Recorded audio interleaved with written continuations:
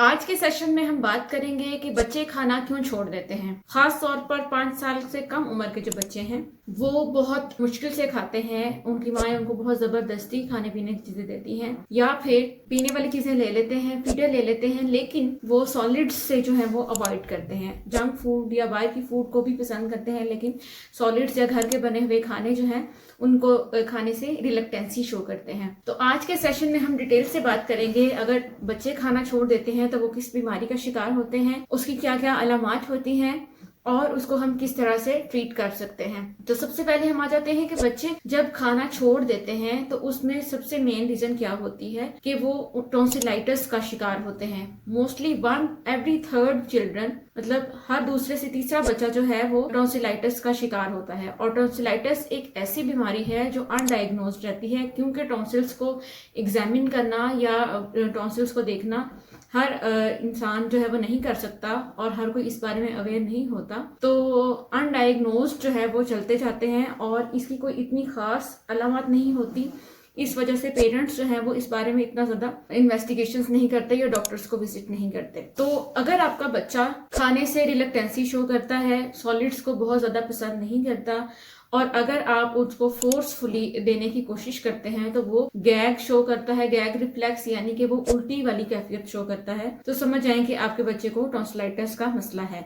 और खास तौर पे कई बच्चे क्या करते हैं कि वो दिन में या रात में जब सोते हैं तो वो मुंह खोल के सोते हैं या फिर वो सांस बंद होने की वजह से, जिनमें टॉन्सिलाइटिस का बहुत ज्यादा मसला होता है, सांस बंद होने की वजह से अक्सर डर कर उठ भी जाते हैं। अब हम आते हैं कि इसकी तशखीस किस तरह से कर सकते हैं। टॉन्सिलाइटिस की तशखीस आप घर पर भी कर सकते हैं। अगर आप एडिक्वेटली अपने बच्चे का माउथ ओपन करके देखें तो गले के पिछले हिस्से में दोनों तरफ आपको स्वेलिंग्स नजर आएंगी। टॉन्सिलाइटिस की सीवियरिटी पर डिपेंड करता है। अगर माइल्ड है तो कम स्वेलिंग्स होंगी, अगर ज्यादा है तो स्वेलिंग्स बहुत ज्यादा होंगी, और अगर उससे भी ज्यादा शदीद है तो उस टॉन्सिल्स पे आपको पस नजर आएगी यानी कि रेशा नजर आएगा। इसके बाद हम बात करते हैं कि टॉन्सिलाइटिस ट्रांसमिट किस तरह से होता है, मतलब बच्चे को किस तरह से टॉन्सिल्स एक से दूसरे को वो गेन करते हैं। तो सबसे कॉमन जो इसका वे ऑफ ट्रांसमिशन है वो है जो बच्चे एक दूसरे का जूठा खाते हैं, मतलब खाने पीने की चीजों से एक दूसरे को लगता है। मतलब अगर आपने पानी का बर्तन बच्चा शेयर करता है, अपना फीडर शेयर करता है या फिर खाने के जो बर्तन हैं वो अगर शेयर करते हैं तो ये स्लाइवा से और माउथ की जो सिक्रीशंस हैं और एक बच्चे से ये दूसरे बच्चे को बहुत इजीली लग जाता है। और अगर किसी बच्चे को टॉन्सिलाइटिस है तो उससे दूसरे बच्चे को बहुत जल्दी ये ट्रांसमिट हो सकता है। उसके बाद हम आ जाते हैं कि हम इसको होम ट्रीटमेंट किस तरह से करें और किस टाइम हमें अपने डॉक्टर से रिव्यू करना चाहिए और कौन सी ऐसी टॉन्सिलाइटिस की फॉर्म्स हैं जो बार बार होती रहती हैं। क्रॉनिक और एक्यूट कब होता है। अगर हम आए होम ट्रीटमेंट पे तो होम ट्रीटमेंट में आ जाते हैं लिक्विड्स, क्योंकि जब बच्चे को टॉन्सिल्स का मसला होता है तो उसका थ्रोट इरिटेट होने की वजह से उसको उल्टी महसूस होती है, जिसकी वजह से वो खाना पीना छोड़ देता है। तो अगर बच्चे को साथ में बुखार भी है, टॉन्सिल्स का मसला ज्यादा है, तो कोशिश करें कि उसको पानी की कमी बिल्कुल ना होने दें, उसको पीने वाली चीजें जो है वो ज्यादा दें। नीम गर्म दूध आ जाता है, इसमें ताजा पानी आ जाता है, ठंडा पानी बिल्कुल ना दें, तुर्श चीजें ना दें, खट्टी चीजें ना दें, आइसक्रीम्स और इस तरह की जो बाहर की चीजें हैं, खट्टी और तली हुई चीजें जो है उनसे अवॉइड करें। होम रेमेडी एक बिल्कुल ऐसा नुस्खा है, ऐसा ट्रीटमेंट है इसका जिससे 100% जो है वो टॉन्सिल्स का आप घर पे ट्रीटमेंट कर सकते हैं अनटिल अनलेस कि वो बहुत ज्यादा सीवियर फॉर्म में कन्वर्ट नहीं हुआ।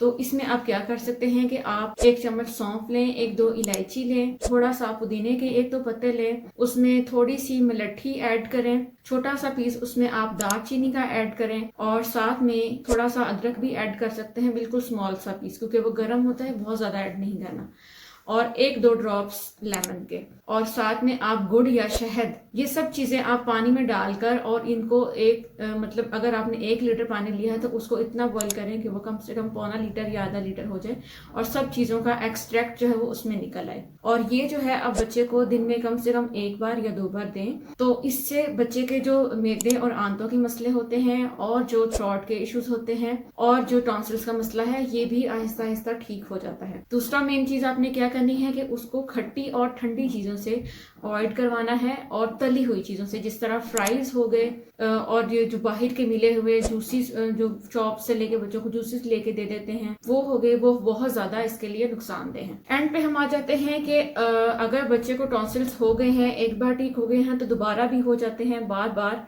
बच्चों को टॉन्सिलाइटिस का मसला रहता है। तो टॉन्सिलाइटिस क्रॉनिक फॉर्म में भी कन्वर्ट हो जाते हैं अगर इसमें परहेज ना किया जाए। तो फिर अगर ज़्यादा बच्चे को बुखार रह रहा है, अगर बार बार उसको मसला हो रहा है, तो बेहतर है कि आप डॉक्टर से रजू करें। अगर सीवियर फॉर्म है तो इसके लिए फिर एंटीबायोटिक्स होती हैं, एंटी एनाल्जेसिक्स होती हैं, जिस तरह ब्रूफन, पैरासीटामोल वगैरह, और एंटीबायोटिक्स की डिफरेंट फॉर्म्स आती हैं जो बच्चों की एज और उनके वेट के अकॉर्डिंगली उनको दी जाती हैं। आप कोशिश करें कि घर पे अपनी मर्जी से बच्चों को एंटीबायोटिक्स और इस तरह की मेडिकेशन जो हैं वो डॉक्टर के मशवरे के बगैर बिल्कुल ना दें। इसके साथ ही हमारा आज का सेशन कंप्लीट होता है। मजीद मालूमात के लिए आप कमेंट बॉक्स में कमेंट कर सकते हैं। अल्लाह हाफिज।